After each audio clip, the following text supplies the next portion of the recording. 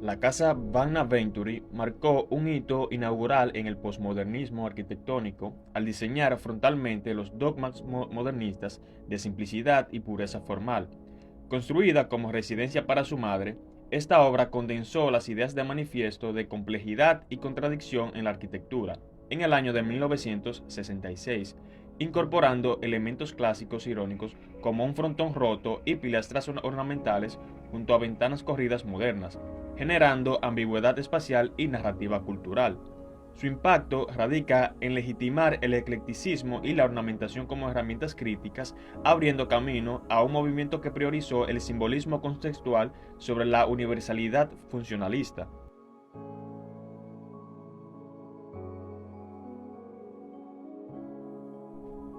La casa Vanna-Venturi, quizás la primera obra importante de la arquitectura posmoderna, está situada en el barrio de Chestnut Hill en Filadelfia, Pensilvania.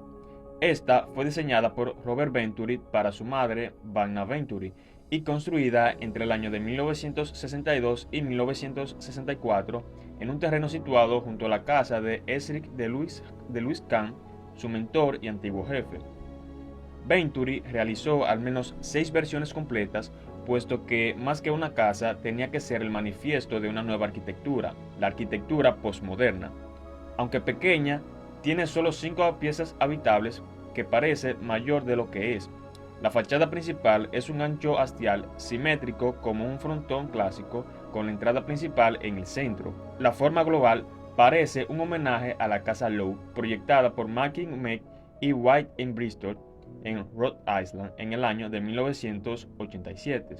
Pero este es un frontón partido y sus precedentes se remontan mucho más allá, tal vez a la Van Buren o a Miguel Ángel. La contradicción es visible y de inmediato en la distribución de puertas y ventanas, que está equilibrada pero organizada asimétricamente, en respuesta a los requerimientos funcionales de la planta.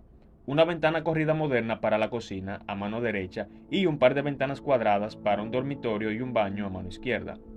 No se trata de un mero rechazo de la coherencia, es al mismo tiempo coherente e incoherente, simétrico y asimétrico. En un edificio coherente, cada cosa tiene su lugar y se relaciona en coherencia con todo lo demás.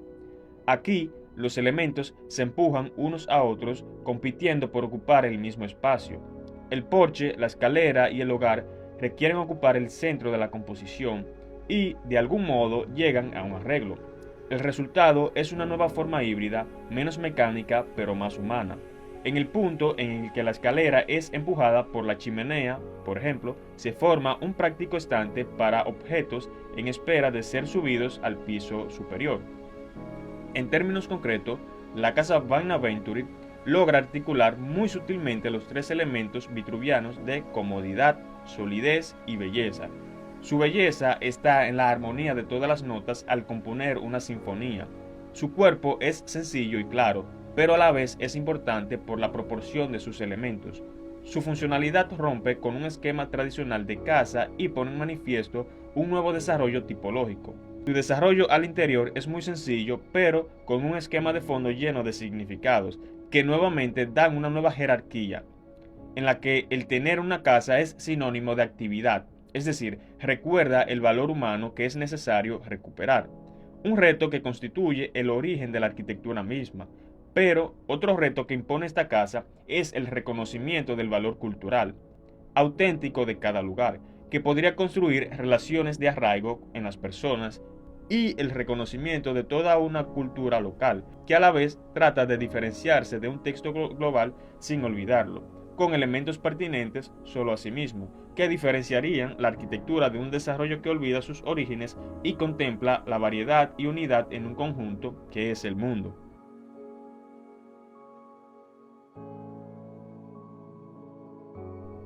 En la fachada principal se nos muestran ventanas a lado y lado, equilibradas en número, que dan un manifiesto de lo que sucede al interior, pero que no lo demuestra totalmente.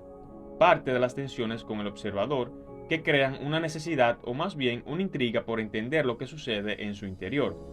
Estas ventanas son parte de un gran collage que, bien organizadas asimétricamente, podemos contarlas por igual 5 cuadradas a cada lado.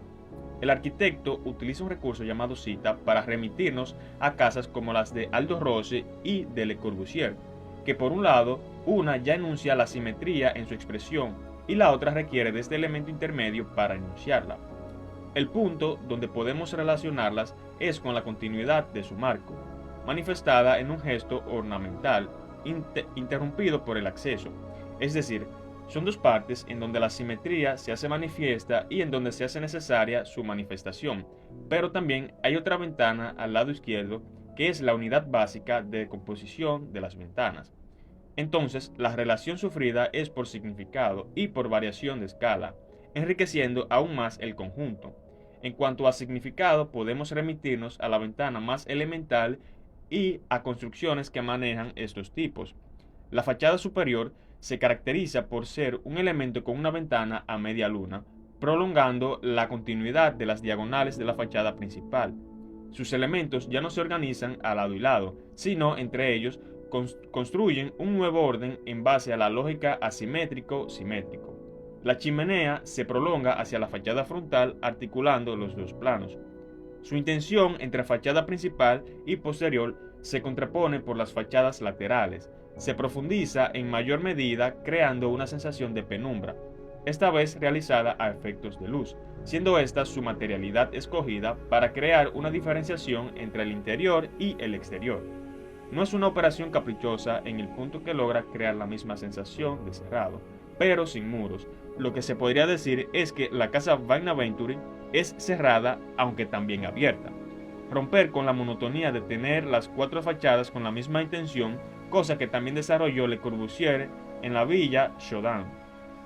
En el interior resulta evidente que las fachadas, tanto la delantera como la trasera, son más pantallas que muros, aunque tal vez sería más correcto decir que son ambas cosas a la vez. Acentúan la sensación de espacio cerrado, pero permiten una expresión de abertura.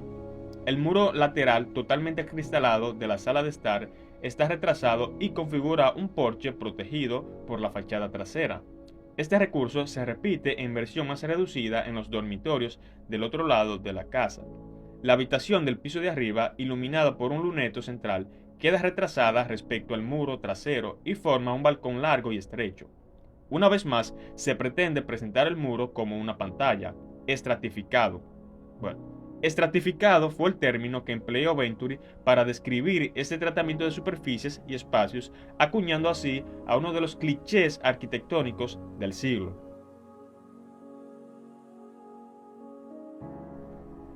Las diferencias que podemos notar entre el estilo posmoderno de la casa Venturi con el estilo neoclásico, como lo es el del Partenón griego, tenemos diferencias formales, como lo son: Robert Venturi distorsiona elementos clásicos como el frontón y las pilastras para crear ironía visual, con un tejado a dos aguas exagerado y asimétrico que rompe la simetría perfecta del Partenón, cuyo frontón triangular y columnas dóricas mantienen proporciones áureas estrictas.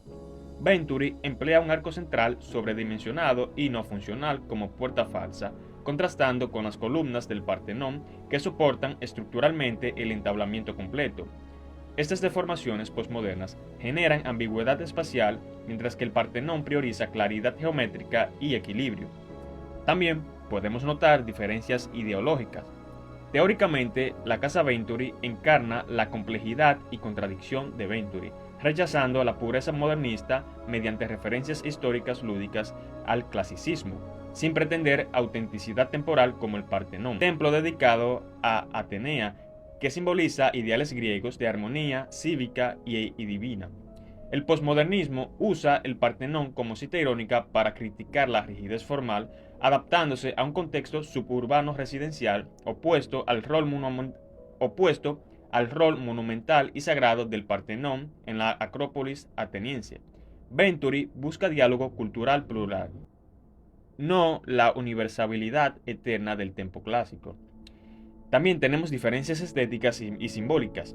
Estéticamente, Venturi introduce colores neutros y texturas mixtas con ornamentación pop, como chimenea protuberante, ventana corrida moderna, subvirtiendo la policromía original del Partenón, azules rojos en sus esculturas y su blancura idealizada posterior.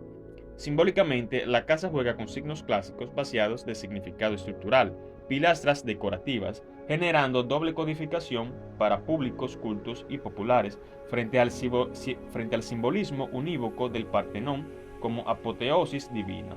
Para finalizar, el legado de la casa Vanna Venturi trasciende su escala doméstica, consolidándose como catalizador del posmodernismo al inspirar arquitectos como Michael Greve y Philip Johnson, al reinterpretar la historia con ironía y pluralidad, influyendo en edificios icónicos como el Portland Building.